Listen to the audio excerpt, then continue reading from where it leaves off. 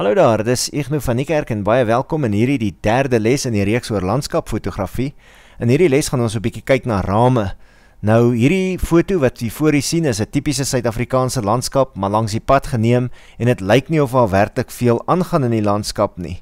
Maar sodra mens bietjie verder begin kyk, dan sien mens kleiner dingetjies in die landskap raak. Wat ons aandag aanvanklik getrek het, was hierdie ou motorwrak wat in die landskap gelê het en ons het so bietjie nader gestaan en so bietjie gespeel en probeer om te kyk wat kan mens rondom die motorwrak afneem. 'n rukkie later het ons die ou huisie gesien daaronder en weer eens, daar was nie te veel om te sien nie, die boom, die huisie, die water, maar ons het so bietjie nader gestaan en met die rame tot ons beskikking begin werk. So ons het deur die huisie na die pad se kant toe begin foto's neem.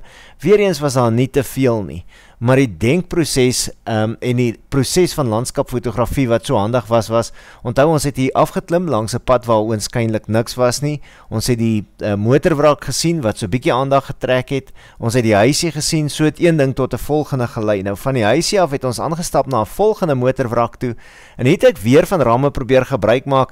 As ek hier met die muis se cursor kan wys, ek het die windpomp so half probeer ram aan die een kant en die dammie aan die ander kant, maar die probleem was, daar was net dalk so 'n bietjie te veel dinge in die foto en hierdie boom deel effektief dan die foto in twee. Nou as ons dan bietjie verder gekyk het ek verder probeer om 'n raam te vat, selfs die Turksvy te gebruik, om 'n raam rondom die windpomp te maak en iets meer daarvan te maak. Hoewel dit nie effektief gewerk het op hierdie stadium nie, wil ek dan net die gedagte deurgee, dat daar altyd iets is wat ons kan gebruik om ons foto's 'n addisionele raam mee te gee.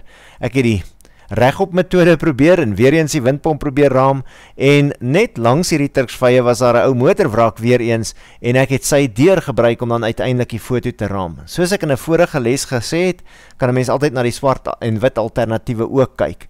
So in kort, al wat ek in hierdie les probeer sê is, selfs in die natuur is daar natuurlike raampies wat ons binne in ons foto kan gebruik om die foto meer kragtig te maak deurdat hierdie raampies die kyker se aandag vestig op wat in die foto gebeur.